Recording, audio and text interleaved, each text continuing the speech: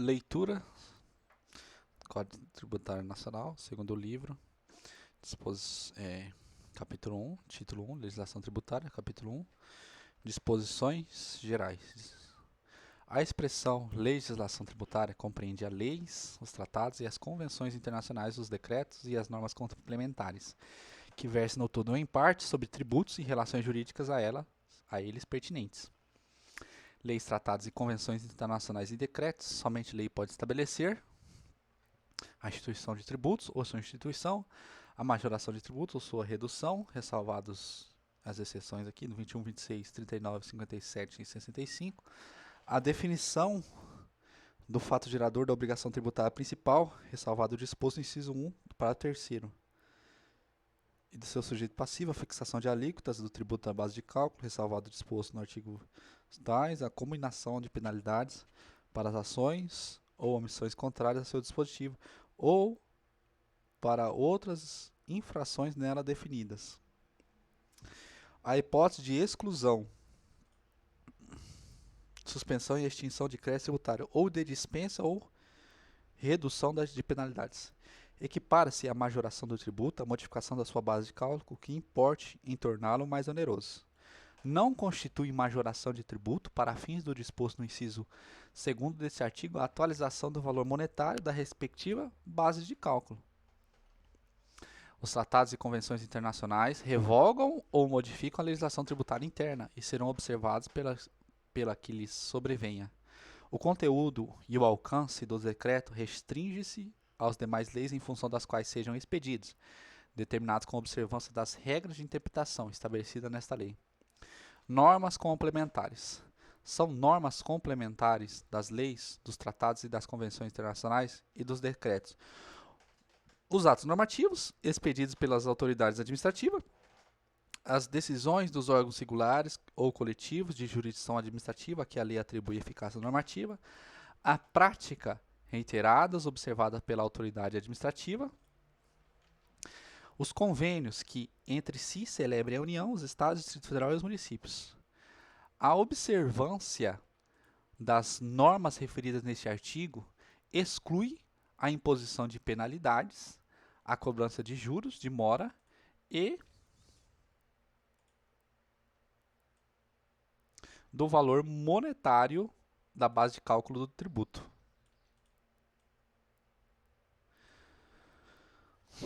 Então, o que é norma complementar? Os atos normativos, decisões de órgãos singulares ou coletivo, práticas reiteradas e convênios. E a observância dessas referidas normas complementares exclui a imposição dessas penalidades, a cobrança de juros de mora, penalidade, juros de mora e atualização de valor monetário. Então, para você observar decisões, atos normativos, práticas reiteradas e convênios, você vai excluir as penalidades, cobrança de juros de mora e atualização do valor monetário. Da vigência da legislação tributária.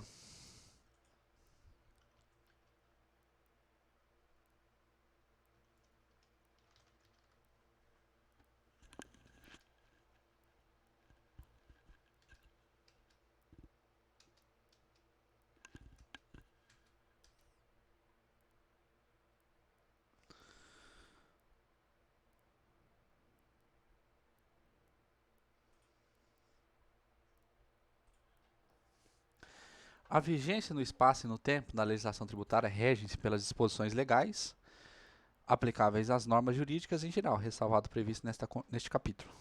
A legislação tributária dos estados, do Distrito Federal e dos municípios vigora no país, fora do respectivo território, nos limites em que lhe reconheçam a extraterritorialidade, os convênios de que participe ou do que disponham esta ou outras leis de normas gerais pedidas pela União.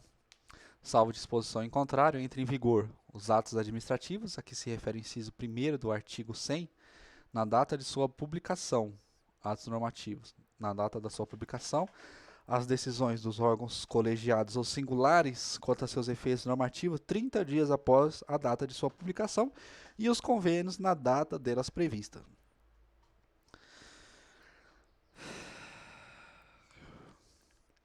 Entram em vigor no primeiro dia do exercício seguinte aquele que ocorra sua publicação a dispositivo de lei referentes ao imposto sobre patrimônio ou renda, que institui ou majoram tais impostos, que definem novas hipóteses de incidência, que extinguem ou reduzem isenções, salvo se a lei dispuser de maneira mais favorável ao contribuinte, observado o disposto no 178. Capítulo 3 da aplicação da legislação tributária. A legislação tributária aplica-se imediatamente aos fatos geradores futuros e aos pendentes, assim entendidos aquele cuja ocorrência tenha tido início, mas não esteja completa, nos termos do artigo 116. A lei aplica-se a ato ou fato pretérito, em qualquer caso, quando seja expressamente interpretativa, excluída a aplicação de penalidade à infração do dispositivo interpretado. Então, quando for interpretativo, vai aplicar-se a fato pretérito.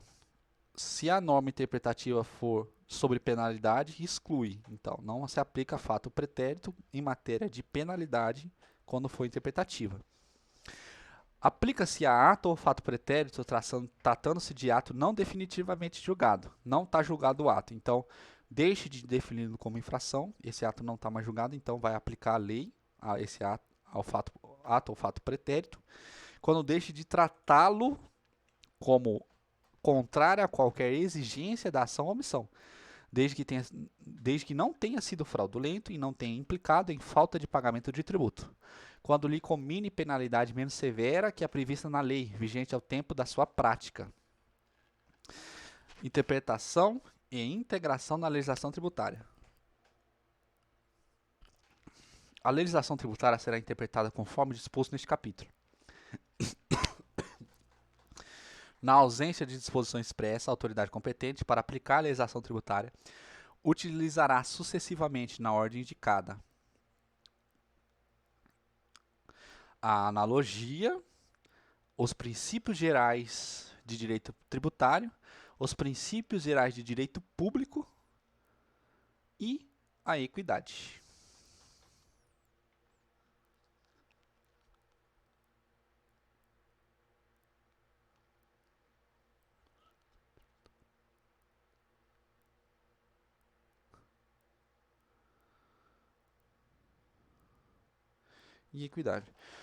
O emprego da analogia não poderá resultar na exigência de tributo não prevista em lei.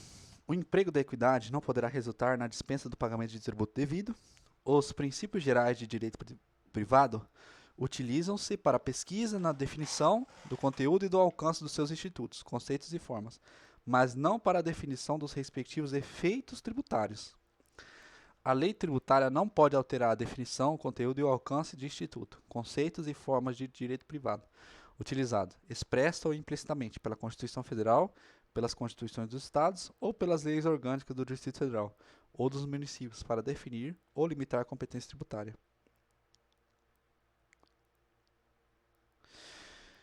Interpreta-se literalmente a legislação tributária que dispõe sua suspensão ou exclusão, outorga de isenção, dispensa de cumprimento de obrigações tributárias acessórias. A lei tributária que define infrações ou que lhe comine penalidade interpreta-se de maneira mais favorável ao acusado em caso de dúvida quanto à capitulação legal do fato,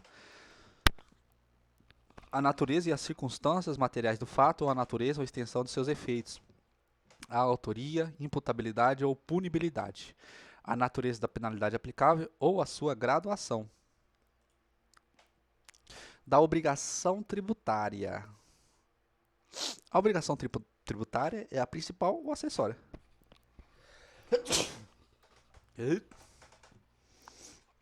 A obrigação principal surge com a ocorrência do fato gerador, tem como objetivo o pagamento de um tributo ou uma penalidade pecuniária e extingue-se juntamente com o crédito dela decorrente.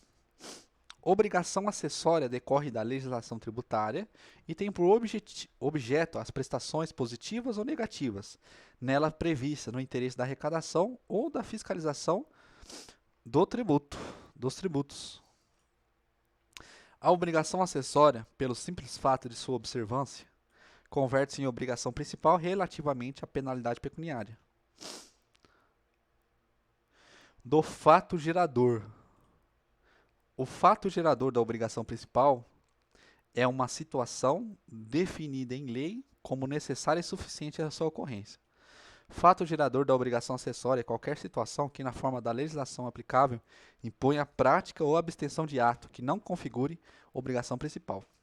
Salvo disposição de lei em contrário, considera-se ocorrido o fato gerador e existentes seus efeitos, tratando-se de situação de fato, desde o momento em que se verifica as circunstâncias materiais necessárias a que produzam os efeitos, que normalmente lhes são próprios. Tratando-se de situação jurídica, desde o momento em que esteja definitivamente constituída nos termos do direito aplicável. A autoridade administrativa poderá desconsiderar atos e negócios jurídicos praticados com a finalidade de dissimular a ocorrência do fato gerador do tributo ou a natureza dos elementos constitutivos da obrigação tributária, observado procedimento a serem estabelecidos em lei ordinária. Para efeitos dos incisos 2, a situação jurídica do fato gerador, quando que se inicia, que é quando definitivamente constituído nos termos do direito aplicável, e salvo disposição em lei contrária, os atos ou negócios jurídicos condicionais reputam-se perfeitos e acabados. Sendo suspensiva a condição desde o momento do seu implemento, sendo resolutória desde o momento da prática do ato ou da celebração do negócio. A definição legal do fato gerador é interpretada abstraindo-se da validade jurídica dos atos efetivamente praticados pelos contribuintes, responsáveis ou terceiros, bem como da natureza do seu objeto ou dos seus efeitos, dos efeitos dos fatos efetivamente ocorridos. A interpretação do fato gerador. Então, o início do fato gerador considera-se ocorrido e os seus efeitos na situação de fato ou situação jurídica. A definição legal do fato gerador é interpretada. A interpretação dessa definição legal, abstraindo-se a validade jurídica dos atos efetivamente praticados pelos contribuintes, responsáveis ou terceiros, bem como da natureza do seu objeto ou dos seus efeitos, dos efeitos de fatos efetivamente ocorridos.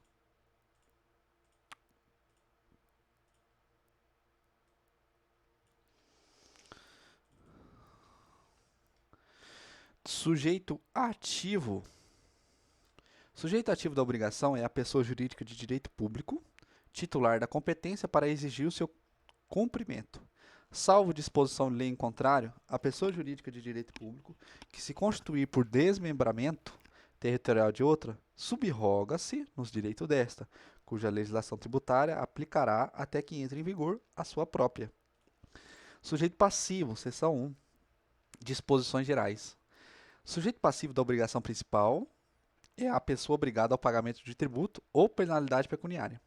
O sujeito passivo da obrigação principal diz-se contribuinte, quando tem a relação direta com a situação que constitui o respectivo fato gerador. Responsável, quando sem revestir a condição de contribuinte, sua obrigação decorre de disposição expressa de lei. Sujeito passivo da obrigação acessória é a pessoa obrigada a prestações que constituam seu objeto. Salvo disposição em lei em contrário, as convenções particulares relativas à responsabilidade pelo pagamento de tributo não podem ser opostas à fazenda para modificar a definição legal do sujeito passivo das obrigações tributárias correspondentes. Seção 2 da solidariedade. São solidariamente obrigadas as pessoas que têm interesse comum na situação que constitua o fato gerador da obrigação principal, as pessoas expressamente designadas por lei. A solidariedade referida neste artigo não comporta benefício de ordem. Salvo disposição de lei em contrário, são os seguintes efeitos da solidariedade: o pagamento é efetuado por um dos obrigados, aproveita os demais. A isenção ou remissão do crédito exonera todos os obrigados, salvo se outorgado pessoalmente a um deles, subsistindo, neste caso, a solidariedade quanto aos demais pelo saldo. A interrupção da prescrição em favor ou contra um dos obrigados favorece ou prejudica os demais. Capacidade tributária. A capacidade tributária passiva independe da capacidade civil das pessoas naturais,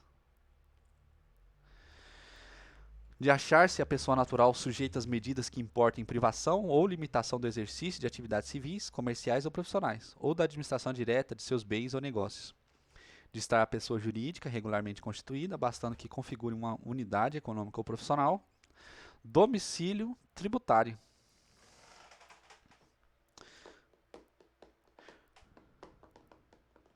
Na falta de eleição pelo contribuinte ou responsável de domicílio tributário, na forma da legislação aplicável, considera-se como tal, quanto às pessoas naturais, a residência habitual, ou, sendo incerta ou desconhecida, o centro habitual de suas atividades.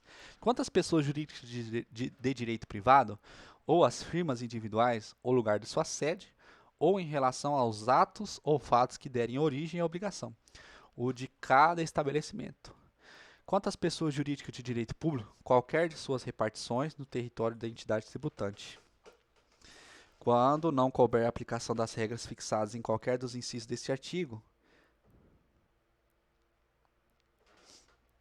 considerar-se-á como domicílio tributário do contribuinte ou responsável o lugar da situação dos bens ou da ocorrência dos atos ou fatos que deram origem à obrigação.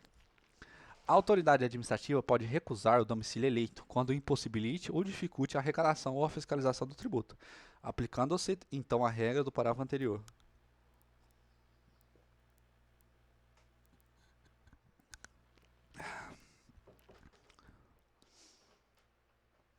Responsabilidade tributária. A solidariedade não está dentro da responsabilidade tributária. Disposição geral. Sem prejuízo do disposto neste capítulo, a lei pode atribuir de modo expresso a responsabilidade pelo crédito tributário à terceira pessoa, vinculada ao fato gerador da respectiva obrigação, excluindo a responsabilidade do contribuinte ou atribuindo a este um caráter supletivo do cumprimento total ou parcial da referida obrigação. Responsabilidade dos sucessores. O disposto nessa seção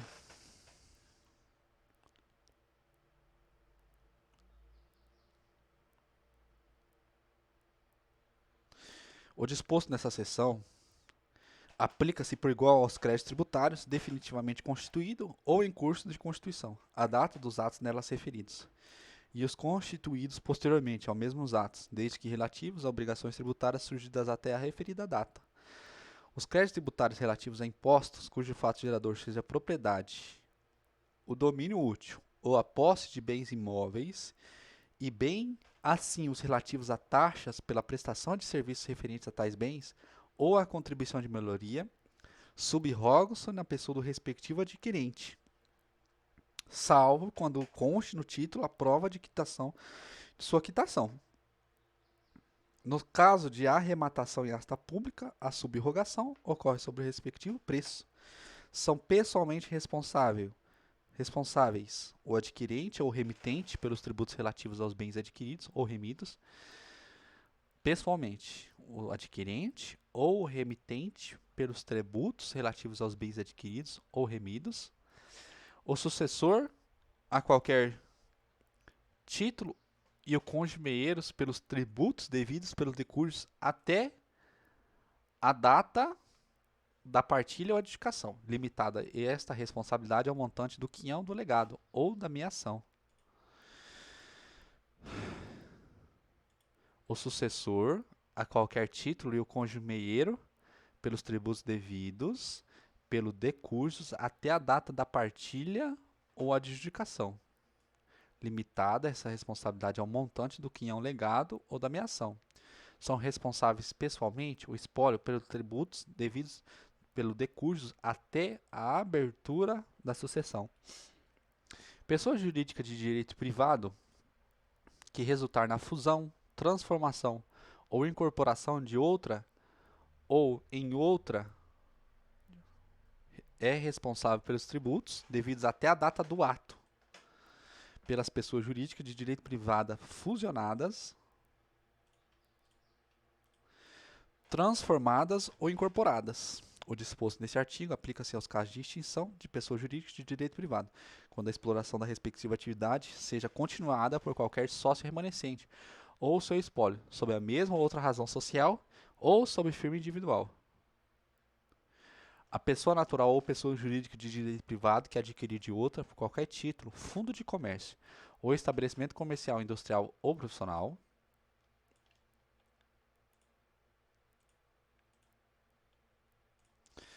e continuar a respectiva exploração sobre a mesma ou outra razão social, ou sob firme nome individual, responde pelos tributos relativos a fundo ou estabelecimento adquiridos até a data do ato. Integralmente, se o alienante cessar a exploração do comércio, indústria ou atividade, subsidiariamente com o alienante, se este prosseguir na exploração ou iniciar dentro de 6 meses a contar da data da alienação nova atividade no mesmo ou em outro ramo de comércio, indústria, profissão.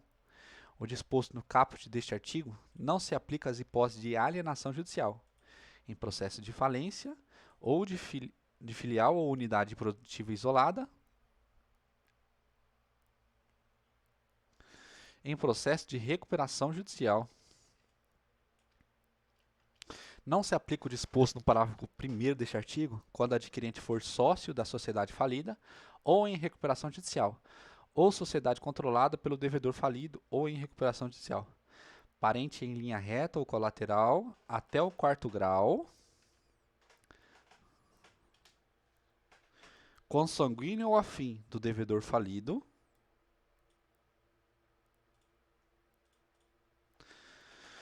ou em recuperação judicial ou de qualquer de seus sócios, ou identificado como agente do falido ou do devedor em recuperação judicial com o objetivo de fraudar a sucessão tributária. Em processo,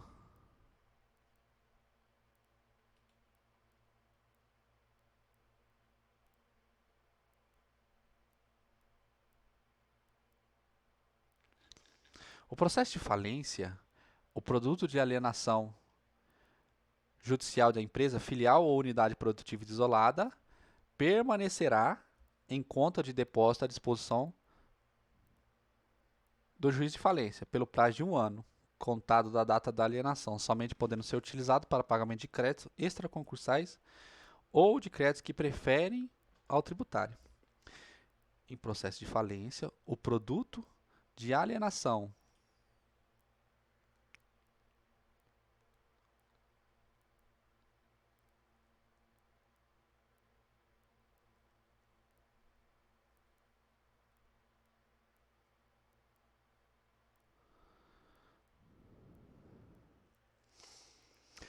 Em processo de falência, o produto de alienação judicial da empresa, filial ou unidade produtiva isolada permanecerá em conta de depósito à disposição do juiz de falência pelo prazo de 1 ano, contado da data da alienação, somente podendo ser utilizado para o pagamento de créditos extraconcursais ou de créditos que preferem o tributário. Seção 3. Responsabilidade de terceiros. Nos casos de impossibilidade de exigência do cumprimento da obrigação principal pelo contribuinte, respondem solidariamente com estes nos atos em que intervierem ou pelas omissões de que forem responsáveis. Os pais, pelos tributos devidos por seus filhos, os tutores e curadores, pelos tributos devidos pelos seus tutelados ou curatelados, os administradores dos bens de terceiros pelos tributos devidos por estes, os inventariantes pelos tributos devidos pelo espólio. Veja que o espólio ele é responsável até a abertura da data da partilha, né? Da abertura da partilha. Espólio até a data da abertura da partilha. Até a data da abertura da partilha. O inventariante aqui é responsável solidariamente com ele. Ele é responsável pessoal e o inventariante entra como responsável solidário, aqui digamos subsidiariamente, né? O síndico e o comissário pelos tributos devidos pela massa falida ou pelo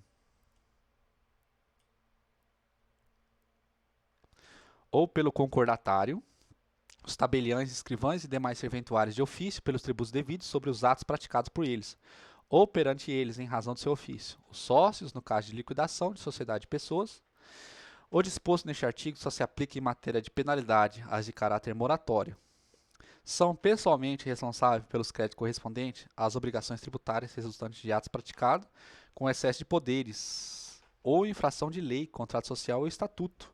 As pessoas referidas no artigo anterior, os mandatários, prepostos e empregados, os diretores, gerentes ou representantes de pessoa jurídica de direito privado. Da responsabilidade por infrações. Salvo disposição de lei em contrário, a responsabilidade por infração na legislação tributária independe da intenção do agente ou do responsável e da efetiva natureza e extensão dos efeitos do ato. A responsabilidade é pessoal ao agente quanto às infrações conceituadas por lei como crimes ou contravenções, salvo quando praticados no exercício regular de administração, mandato, função, cargo ou emprego, ou no cumprimento de ordem expressa emitida por quem de direito, quanto às infrações em cuja definição do dolo específico do agente seja elementar, quanto às infrações que decorram direta e exclusivamente de dolo específico das pessoas referidas no artigo 134, contra aquelas por quem respondem, dos mandatários, prepostos ou empregados, contra seus mandantes, preponentes ou empregadores, dos diretores, gerentes ou representantes de pessoa jurídica de direito privado. Contra esta, a responsabilidade é excluída pela denúncia espontânea das infrações acompanhadas, da infração acompanhada, se for o caso, do pagamento de tributo devido e dos juros de mora, ou do depósito da importância arbitrada pela autoridade administrativa quando o montante do tributo dependa de apuração. Não se considera a espontânea denúncia apresentada após o início de qualquer procedimento administrativo ou medida de fiscalização relacionada com a infração. Título 3 do crédito tributário. Capítulo 1, disposições gerais. O crédito tributário decorre da obrigação principal e tem a mesma natureza desta. As circunstâncias que modificam o crédito tributário, sua extensão ou seus efeitos, ou as garantias ou os privilégios a ela atribuídos, ou que exclui sua exigibilidade, não afetam a obrigação tributária que lhe deu origem. O crédito tributário regularmente constituído somente se modifica ou extingue, ou tem sua exigibilidade suspensa ou excluída, nos casos previstos nesta lei, fora dos quais não podem ser dispensadas, sob pena de responsabilidade funcional da lei, a sua efetivação ou as respectivas garantias. Da constituição do crédito tributário, lançamento. Compete privativamente à autoridade administrativa constituir o crédito tributário pelo lançamento. Assim, entendido o procedimento administrativo tendente a verificar a ocorrência do fato gerador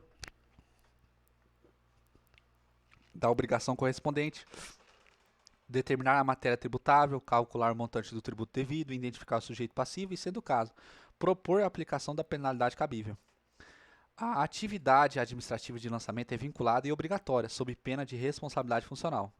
Salvo disposição em lei em contrário, quando o valor tributário seja expresso em moeda estrangeira, no lançamento far-se-á sua conversão em moeda nacional ou nacional ao câmbio do dia da ocorrência do fato gerador da obrigação. O lançamento reporta-se à data da ocorrência do fato gerador da obrigação e rege-se pela lei então vigente, ainda que posteriormente modificada ou revogada.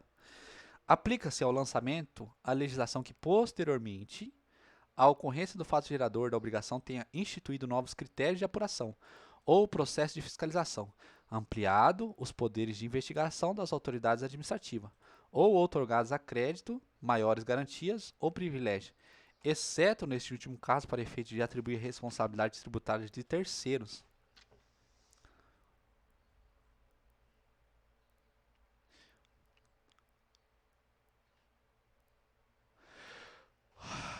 Tá bom. O disposto nesse artigo não se aplica aos impostos lançados por períodos de certos tempos, desde que a respectiva lei fixe expressamente a data que o fato gerador se considera ocorrido. O lançamento regularmente notificado ao sujeito passivo só pode ser alterado em virtude de impugnação do sujeito passivo. Recurso de ofício, iniciativa de ofício da autoridade administrativa, nos casos 149. A modificação introduzida de ofício ou em consequência de decisão administrativa ou judicial nos critérios jurídicos adotados pela autoridade administrativa no exercício do lançamento somente pode ser efetivada em relação ao mesmo sujeito passivo quanto ao fato gerador ocorrido posteriormente à sua introdução. Modalidade de lançamento. O lançamento é efetuado com base na declaração do sujeito passivo ou de terceiros, quando um ou outro de forma da legislação tributária presta à autoridade administrativa informações sobre matéria de fato indispensáveis à sua efetivação. Modalidade de lançamento. O lançamento é efetuado com base na declaração do sujeito passivo ou de terceiros, quando um ou outro, na forma da legislação tributária, presta à autoridade administrativa informações sobre matéria de fato indispensáveis à sua efetivação. A retificação da declaração por iniciativa do próprio declarante, que vise reduzir ou excluir o tributo, só é admissível mediante comprovação do erro em que se funde e antes de notificado o lançamento.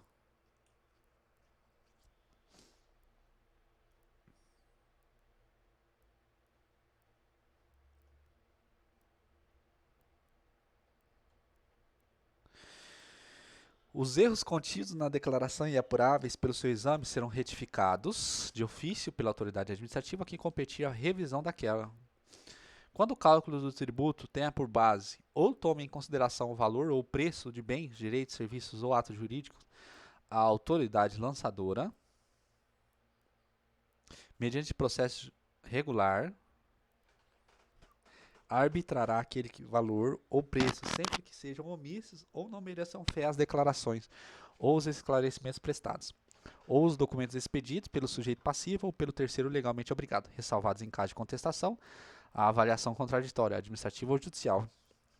O lançamento é efetuado e revisto de ofício pela autoridade administrativa nos seguintes casos: quando a lei assim o determine, quando a declaração não seja prestada por quem de direito no prazo e na forma da legislação tributária, quando a pessoa legalmente obrigada, embora tenha prestado a declaração nos termos do inciso anterior, deixe de atender no prazo e na forma da legislação tributária o pedido de esclarecimento formulado pela autoridade administrativa, recuse a prestá-la ou não preste satisfatoriamente a juiz daquela autoridade. Quando se comprove falsidade, erro ou omissão quanto a qualquer elemento definido na legislação tributária, como sendo de declaração obrigatória. Quando se comprove omissão ou inexatidão por parte de pessoa legalmente obrigada, no exercício da atividade a que se refere o artigo seguinte. Quando se comprove a ação ou omissão do sujeito passivo ou de terceiro legalmente obrigado, que dê lugar à aplicação de penalidade pecuniária. Quando se comprove que o sujeito passivo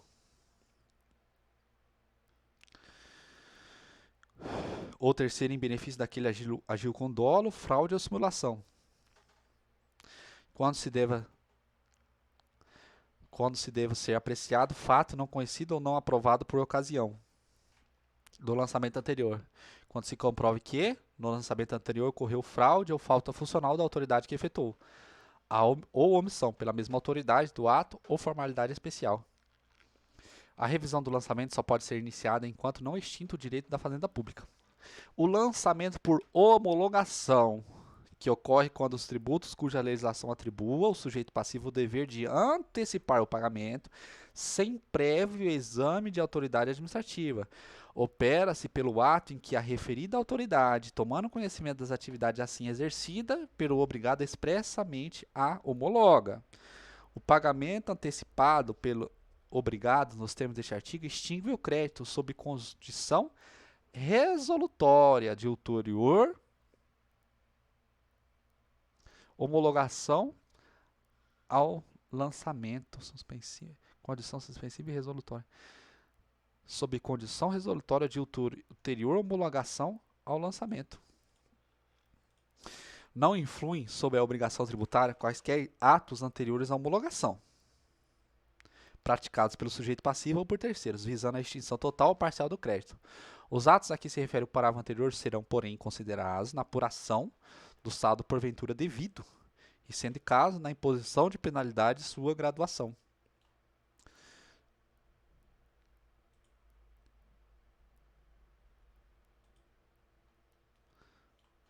Se a lei não fixar prazo à homologação, será ele de 5 anos, a contar da ocorrência do fato gerador.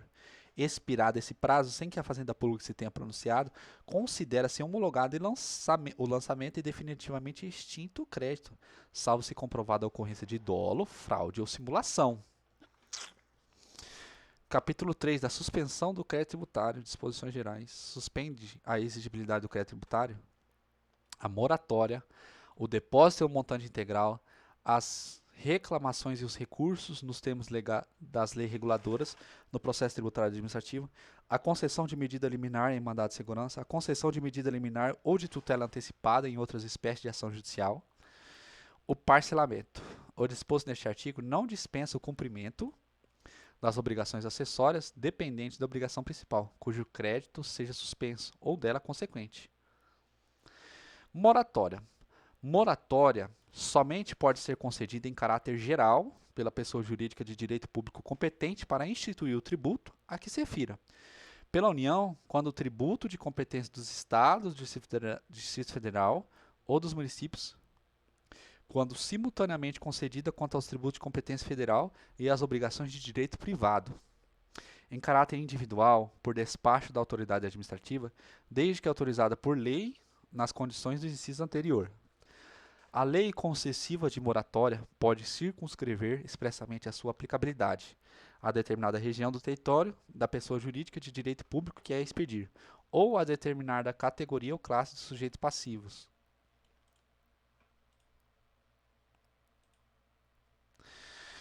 A lei que conceda a moratória em caráter geral ou autorize em concessão de caráter individual especificará, sem prejuízo de outros requisitos, o prazo de duração, as condições de concessão do favor em caráter individual, sendo o caso o tributo a que se aplica, o número de prestações e seus vencimentos dentro do prazo a que se refere inciso 1, podendo atribuir a fixação de uns e de outros autoridades administrativas, para cada caso de concessão em caráter individual.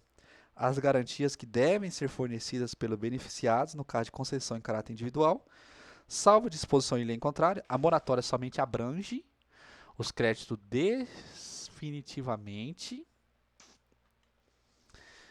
constituída a data da lei ou do despacho que a conceder, ou cujo lançamento já tenha sido iniciado àquela data por ato regularmente notificado ao sujeito passivo.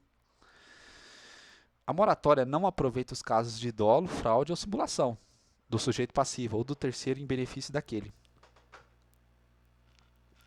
A concessão de moratória em caráter individual não gera direito adquirido e será revogado de ofício sempre que se apure que o beneficiado não satisfazia ou deixou de satisfazer as condições ou não cumprira ou deixou de cumprir os requisitos para a concessão do favor, cobrando-se o crédito acrescido de juros de mora, com a imposição de penalidades cabíveis, nos casos de dolo ou simulação do beneficiado ou de terceiro benefício daquele, sem imposição de penalidade nos demais casos. No caso do inciso 1º, o tempo decorrido entre a concessão da moratória e de sua revogação não se computa para efeito de prescrição do direito à cobrança do crédito, no caso do inciso 2º deste artigo. A revogação só pode ocorrer antes de prescrito o referido direito. O parcelamento será concedido na forma e condições estabelecidas em lei específica. Salvo disposição em lei em contrário, o parcelamento de crédito tributário não exclui, salvo disposição em lei contrário, não exclui incidentes de juros e multas. Aplica-se subsidiariamente ao parcelamento as disposições dessa lei relativas à moratória. A lei específica disporá sobre as condições de parcelamento dos créditos tributários do devedor e recuperação judicial. A inexistência da lei específica, que se refere ao parágrafo 3º deste artigo, importa na aplicação das leis gerais de parcelamento do ente da federação ao devedor em recuperação judicial, não podendo, neste caso, ser o prazo de parcelamento inferior ao concedido por lei federal específica. Da extinção do crédito tributário. Modalidade de extinção. Extingue-se o crédito tributário pelo pagamento, pela compensação, pela transação, remissão, prescrição em decadência, conversão de depósito em renda, o pagamento antecipado e a homologação do lançamento nos termos do disposto 150, a consignação em pagamento, a decisão administrativa irreformável, assim entendida a definitiva na órbita administrativa, que não mais possam ser objeto de ação anulatória, a decisão judicial passada em julgado, a dação em pagamento em bens imóveis na forma e condições estabelecidas em lei, A lei disporá quanto aos efeitos da extinção total ou parcial do crédito sob ulterior verificação da irregularidade de sua constituição, observado o disposto 149 e 144. Pagamento. A imposição de penalidade não ilide o pagamento integral do crédito tributário. O pagamento de um crédito não importa em presunção de pagamento, quando parcial das prestações em que se decomponha, quando total de outros créditos referentes ao mesmo ou outros tributos. Quando a legislação tributária não dispuser a respeito, o pagamento é efetuado na repartição competente do domicílio do sujeito passivo. Quando a legislação tributária não fixar o tempo do pagamento, o vencimento do crédito ocorre 30 dias depois da data em que se considera o sujeito passivo notificado do lançamento. A legislação tributária pode conceder desconto pela antecipação do pagamento, nas condições que estabeleça. O crédito tributário, o crédito não integralmente pago no vencimento é acrescido de juros de mora, seja qual for o motivo determinante da falta, sem prejuízo da imposição das penalidades cabíveis e da aplicação de quaisquer medidas de garantia prevista nesta lei ou em lei tributária. Se a lei não dispuser de modo diverso, os juros de mora são calculados à taxa de 1% ao mês. O disposto nesse artigo não se aplica na pendência de consulta formulada pelo devedor dentro do prazo legal para o pagamento do crédito. O pagamento é efetuado em moeda corrente, cheque ou vale postal, nos casos previstos em lei, em estampilha, em papel selado ou por processo mecânico. A legislação tributária pode determinar as garantias exigidas para o pagamento por cheque ou vale postal, desde que não torne impossível ou mais oneroso para que o pagamento em moeda corrente. O crédito pago por cheque somente se considera extinto com os resgate deste pelo sacado. O crédito pagável em estampilha considera-se extinto a utilização regulada daquela, ressalvado o disposto no artigo 150. A perda ou destruição da estampilha ou erro no pagamento por esta modalidade não dá direito à restituição, salvo nos casos expressamente previstos na legislação tributária, ou naquelas em que o erro seja imputável à autoridade administrativa. O pagamento em papel selado ou em processo mecânico equipara-se ao pagamento em estampilha. Existindo simultaneamente dois ou mais débitos vencidos no mesmo sujeito passivo para com a mesma pessoa jurídica de direito público, relativo ao mesmo ou a diferentes tributos, ou provenientes de penalidades pecuniárias ou juros de mora, a autoridade administrativa competente para receber o pagamento determinará a respectiva imputação, obedecidas as seguintes regras na ordem que enumeradas. Em primeiro lugar, os débitos de obrigação própria e, em segundo lugar, os decorrentes de responsabilidade tributária. Primeiro, obrigação própria e depois responsabilidade tributária. Primeiramente, as contribuições, melhoria, depois taxas e, por fim, impostos. De ordem crescente por prazo de prescrição e de ordem decrescente dos montantes.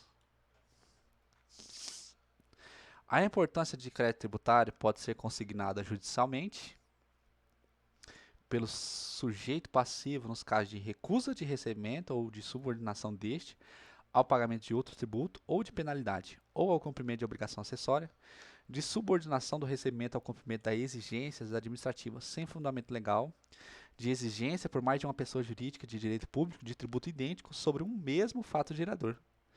A consignação só pode versar sobre o crédito que o consignante se propõe a pagar. Julgada procedente a consignação, o pagamento se reputa efetuado e a importância consignada é convertida em renda. Julgada improcedente a consignação, no todo ou em parte, cobra-se o crédito acrescido de juros e mora, sem prejuízo das penalidades cabíveis. Do pagamento indevido. O sujeito passivo tem direito, independentemente de prévio protesto, à restituição total ou parcial do tributo, seja qual for a modalidade de seu pagamento, ressalvado o disposto no parágrafo 4º, cheque, nos seguintes casos: cobrança ou pagamento espontâneo.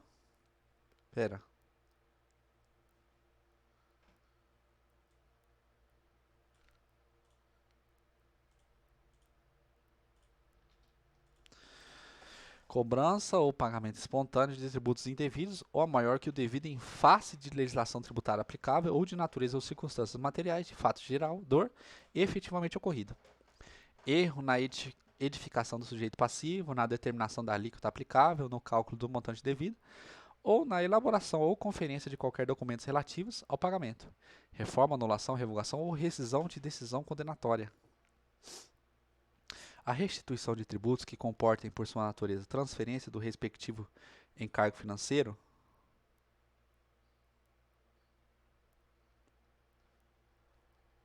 somente será feita a quem prove haver assumido o referido encargo, ou, no caso de tê-lo transferido da terceira, estar por isso expressamente autorizado a recebê-la.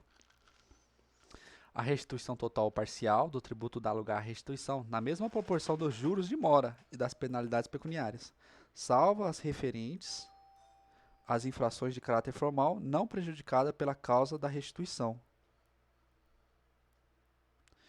A restituição vence juros não capitalizáveis a partir do trânsito em julgado da decisão definitiva que a determinar.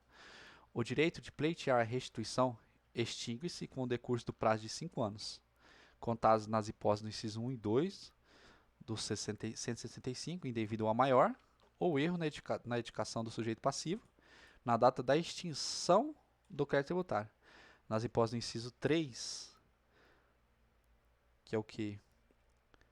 Reforma, anulação, revogação da decisão condenatória na data em que se tornar definitiva a decisão administrativa ou passar em julgado a decisão judicial, que tenha formado, anulado, revogado ou rescindido a decisão condenatória.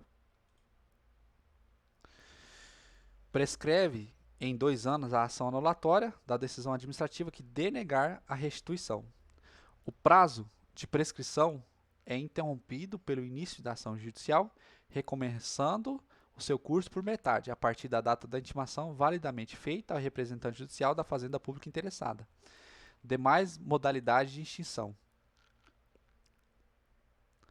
A lei pode, nas condições e sob garantias que estipular, ou cuja estipulação em cada caso atribuir à autoridade administrativa, autorizar a compensação de créditos tributários com os créditos líquidos e certos, vencidos ou vincendos, do sujeito passivo contra a fazenda pública.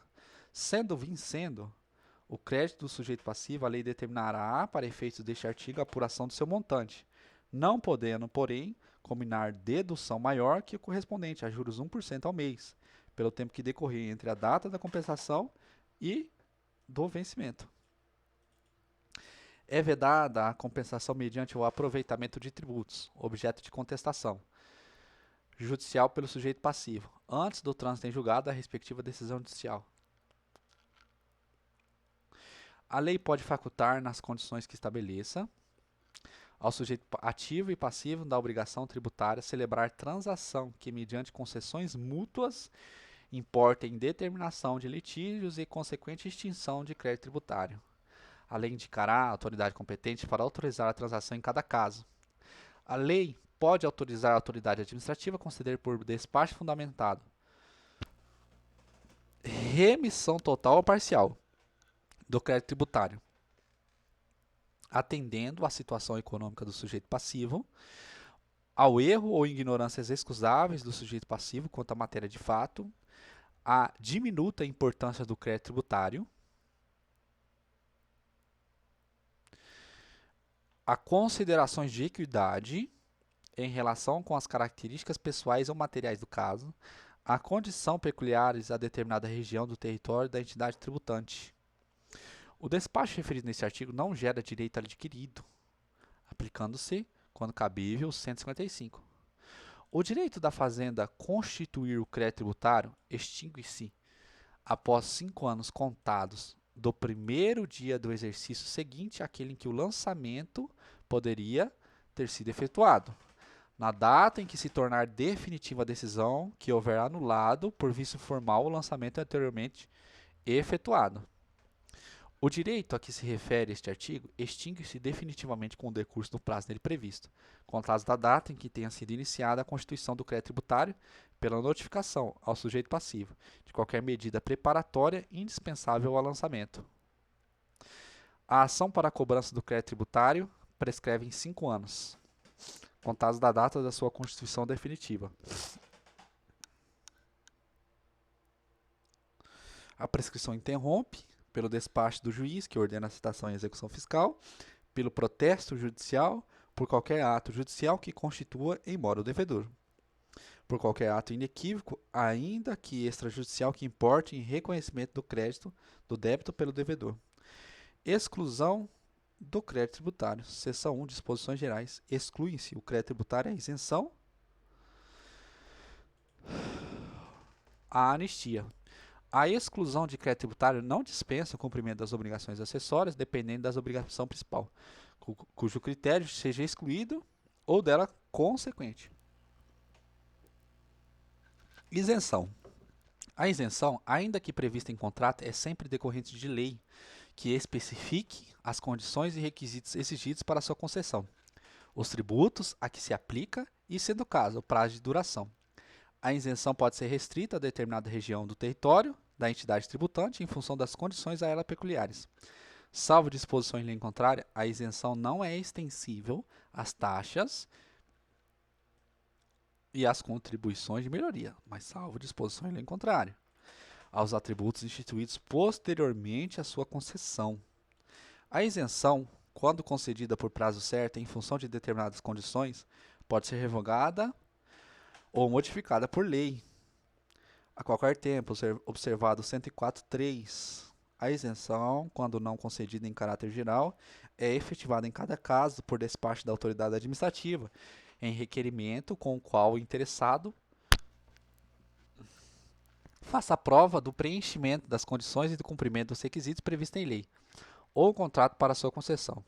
Tratando-se de tributo lançado por período de certo tempo, o despacho referido neste artigo será renovado antes da expiração de cada período, cessando automaticamente seus efeitos a partir do primeiro dia do período para o qual o interessado deixar de promover a continuidade do reconhecimento da isenção. O despacho referido neste artigo não gera direito adquirido, aplicando-se, quando cabível, o 155. Da anistia. A anistia abrange exclusivamente as infrações cometidas anteriormente à vigência da lei que a concede, não se aplicando aos atos qualificados em lei como crimes ou contravenções, e aos que, mesmo sem essa qualificação, sejam praticados com dolo, fraude ou simulação, pelo sujeito passivo ou por terceiro em benefício daquele. Salvo disposição em contrária, as infrações resultantes de conluio entre as duas ou mais pessoas naturais ou jurídicas. A anistia pode ser concedida em caráter geral ou limitadamente. As infrações da legislação relativa a determinado tributo. Limitadamente as infrações punidas, com penalidades pecuniárias até determinado montante, conjugado ou não com a penalidade de outra natureza. A determinada região do território de entidade tributante em função de condições a ela peculiares, sob condição do pagamento de tributo, no prazo fixado pela lei que a conceder, ou cuja fixação seja atribuída pela mesma lei à autoridade administrativa. A anistia, quando não concedida em caráter geral, é efetivada em cada caso por despacho à autoridade administrativa, em requerimento com o qual o interessado faça a prova do preenchimento das condições e cumprimento dos requisitos previstos em lei para sua concessão. O despacho referido neste artigo não gera direito adquirido, aplicando-se no cabível 155. Garantias e privilégios dos créditos tributários. A enumeração das garantias atribuídas neste capítulo ao crédito tributário não exclui outras que sejam expressamente previstas em lei, em função da natureza ou das características do tributo a que se refiram. A natureza das garantias atribuídas ao crédito tributário não altera a natureza deste, nem a obrigação tributária a que corresponda, sem prejuízo dos privilégios especiais sobre determinados bens que sejam previstos em lei, responde pelo pagamento do crédito tributário a totalidade dos bens e das rendas de qualquer origem ou natureza do sujeito passivo, seu espólio ou sua massa falida, inclusive os gravados por ônus real ou cláusula de inalienabilidade ou impenhorabilidade, seja qual for a data da constituição do ônus ou da cláusula, excetuados unicamente os bens e rendas que a lei declare absolutamente impenhoráveis. Presume-se fraudulenta alienação ou oneração de bens ou rendas, ou seu começo por sujeito passivo em débito para com a fazenda pública, por crédito tributário regularmente inscrito como dívida ativa.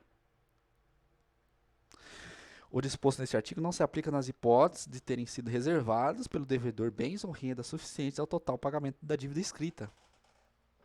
Na hipótese do devedor tributário devidamente citado não pagar nem apresentar bens à penhora do prazo legal e não forem encontrados bens penhoráveis, o juiz determinará a indisponibilidade de seus bens e direitos, comunicando a decisão preferencialmente por meio eletrônico aos órgãos e entidades que promovem registro na transferência de bens, especialmente ao Registro Público de Imóveis e às autoridades supervisoras do mercado bancário e do mercado de capitais, a fim de que, no âmbito de suas atribuições, façam cumprir a ordem judicial. A indisponibilidade que trata o caput deste artigo limitar-se-á ao valor total exigível, devendo o juiz determinar o imediato levantamento de indisponibilidade dos bens ou valores que excederem esse limite. Os órgãos e entidades às quais se fizer a comunicação de que trata o caput deste artigo enviarão imediatamente ao juízo a relação discriminada dos bens e direitos cuja indisponibilidade houverem promovido. Das preferências. O crédito tributário prefere a qualquer outro, seja qual for a sua natureza ou o tempo de sua constituição, ressalvado os créditos decorrentes da legislação do trabalho ou do acidente do trabalho. Na falência, o crédito tributário não prefere aos créditos extraconcursais.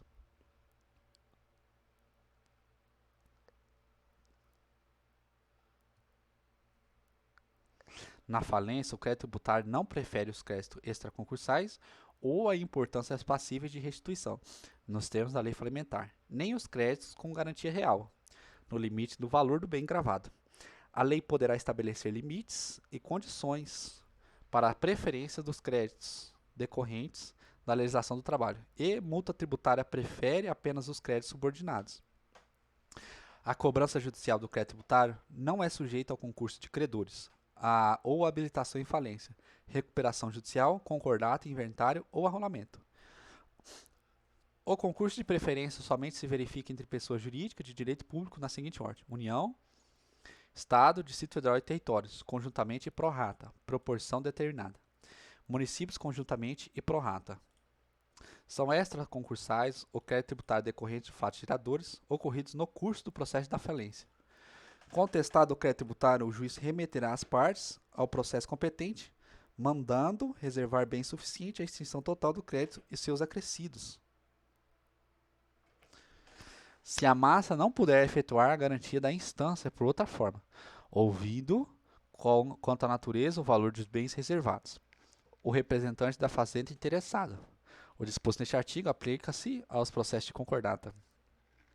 São pagos preferencialmente a quaisquer créditos habilitados em inventário ou a rolamento, ou outros encargos no monte. Os créditos tributários vencidos ou vincendos a cargo do decurso ou do seu espólio, exigíveis no decurso do processo de inventário ou arrolamento. Contestado o crédito tributário, proceder-se-á da forma do parágrafo 1º do artigo anterior. São pagos preferencialmente a qualquer outros dos créditos tributários vencidos ou vincendos a cargo das pessoas jurídicas de direito privado a liquidação judicial ou voluntária, exigíveis ao decurso da liquidação.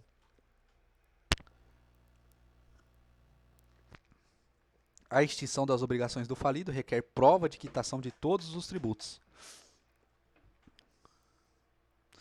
A concessão de recuperação judicial depende da apresentação de prova de quitação e de todos os tributos observados 151, 205 e 206.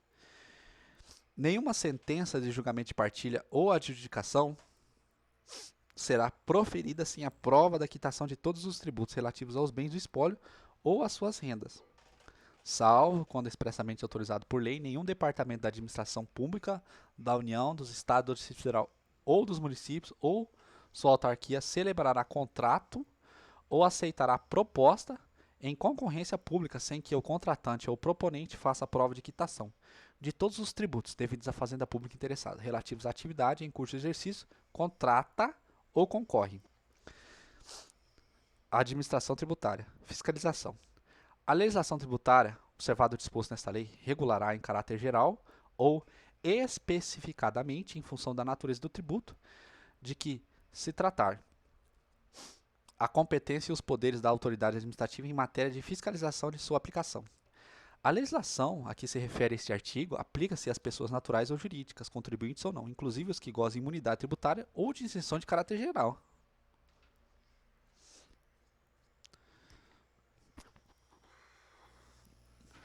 Para efeito da legislação tributária, não tem aplicação em quaisquer disposições legais,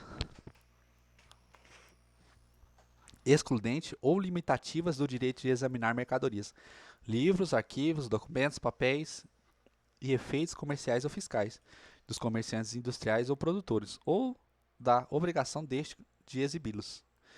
Os livros obrigatórios de lei, escrituração comercial e fiscal e os comprovantes dos lançamentos deles efetuados serão conservados até que ocorra a prescrição dos créditos tributários decorrente das operações a que se refiram. A autoridade administrativa que proceder ou presidir a quaisquer diligência de fiscalização lavrará os termos necessários para que se documente o início do procedimento, na forma da legislação aplicável, que fixará prazo máximo para a conclusão daquelas. O tema a que se refere este artigo serão lavrados sempre que possível em um ou dois livros fiscais exibidos. Quando lavrados em separado, deles se entregará à pessoa sujeita à fiscalização, cópia autenticada pela autoridade a que se refere este artigo. Mediante a intimação escrita, são obrigados a prestar à autoridade administrativa todas as informações de que disponham com relação aos bens, negócios ou atividades de terceiros. Os tabeliães, escrivães e demais serventuários de ofício, os bancos, casas bancárias, caixas econômicas e demais instituições financeiras, as empresas de administração de bens, os corretores, leiloeiros e os despachantes oficiais, os inventariantes, os síndicos e os comissários liquidatários, quaisquer outras entidades ou pessoas que a lei designe em razão do seu cargo, ofício, função, ministério, atividade ou profissão. A obrigação prevista neste artigo não abrange a prestação de informações quanto ao fato sobre os quais o informante esteja legalmente obrigado a observar segredo em razão de cargo, ofício, função, ministério, atividade ou profissão. Sem prejuízo do disposto na legislação criminal, é vedada a divulgação por parte da Fazenda Pública e dos seus servidores de informação obtida em razão de ofício sobre a situação econômica ou financeira do sujeito passivo ou de terceiros e sobre a natureza e o estado de seus negócios ou atividades. Excetuam-se o disposto neste artigo, além dos previstos no 199 seguintes, requisição da autoridade judiciária no interesse da justiça, solicitações de autoridade administrativa no interesse da administração pública, desde que seja comprovada a instauração regular de processo administrativo, no órgão ou na entidade respectiva, com o objetivo de investigar o sujeito passivo a que se refere a informação por prática de infração administrativa. O intercâmbio de informação sigilosa no âmbito da administração pública será realizado mediante processo regularmente instaurado e a entrega será feita pessoalmente à autoridade solicitante mediante o recibo que formalize a transferência e assegure a preservação do sigilo. Não é vedada a divulgação de informações relativas a representações fiscais para fins penais, inscrições de dívida ativa na Fazenda Pública, parcelamento ou moratória.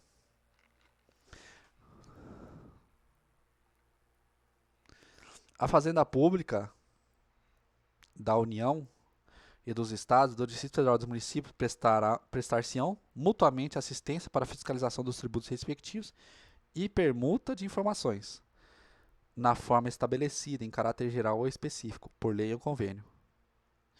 A Fazenda Pública da União, na forma estabelecida em tratados, acordos ou convênios, poderá permutar informações com o Estado estrangeiro, no interesse de arrecadação e da fiscalização de tributos.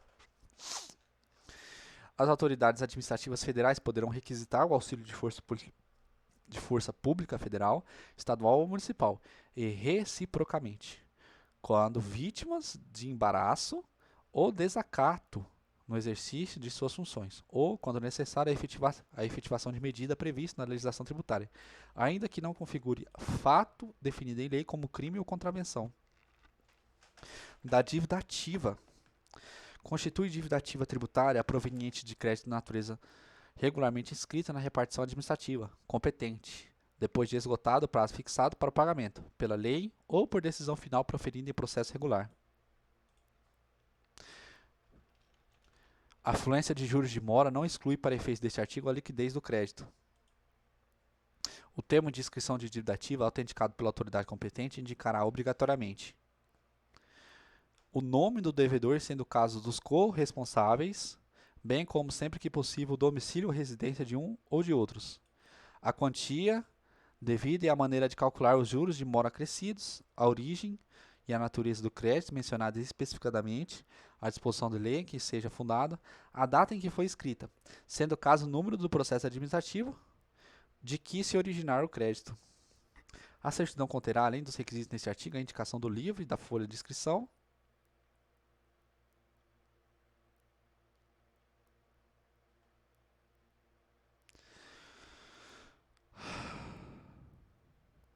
a omissão de quaisquer dos requisitos previstos no artigo anterior ou o erro a eles relativos são causa de nulidade da inscrição e do processo de cobrança dela decorrente.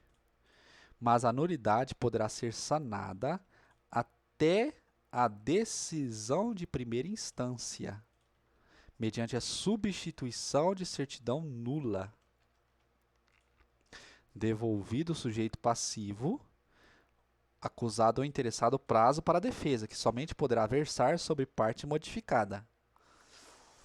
A dívida regularmente inscrita goza de presunção de certeza e liquidez e tem o efeito de prova pré-constituída.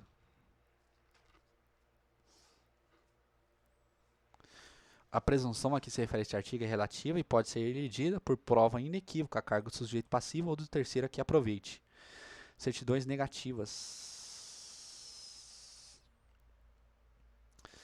A lei poderá exigir que a prova da quitação de determinado tributo, quando exigível, seja feita por certidão negativa, expedida à vista de requerimento do interessado, que contenha todas as informações necessárias à identificação de sua pessoa, domicílio fiscal e ramo de negócio ou atividade e indique o período a que se refere o pedido. A certidão negativa será expedida nos termos que tem sido requerida e será fornecida dentro de 10 dias da data da entrada do requerimento na repartição. Tem os mesmos efeitos previstos no artigo anterior a certidão de que conste a existência de créditos não vencidos, em curso de cobrança executiva e que tenha sido efetivada a penhora, ou cuja exigibilidade esteja suspensa. Independentemente de disposição legal permissiva, será dispensada a prova de quitação de tributos ou o seu suprimento, quando se tratar de práticas de atos indispensáveis para evitar a caducidade de direito, respondendo, porém, todos os participantes no ato pelo tributo porventura devido, juros de mora e penalidades cabíveis, exceto as relativas à infração, cuja responsabilidade seja pessoal do infrator. A certidão negativa expedida com dolo ou fraude que contenha erro contra a fazenda pública responsabiliza pessoalmente o funcionário que a expedir pelo crédito tributário e juros de modo acrescidos. O disposto neste artigo não exclui a responsabilidade criminal e funcional que o caso couber.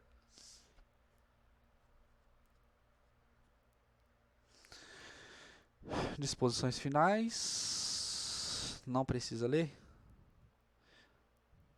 Não precisa ler não. Tem nada de importante aqui não. Fim.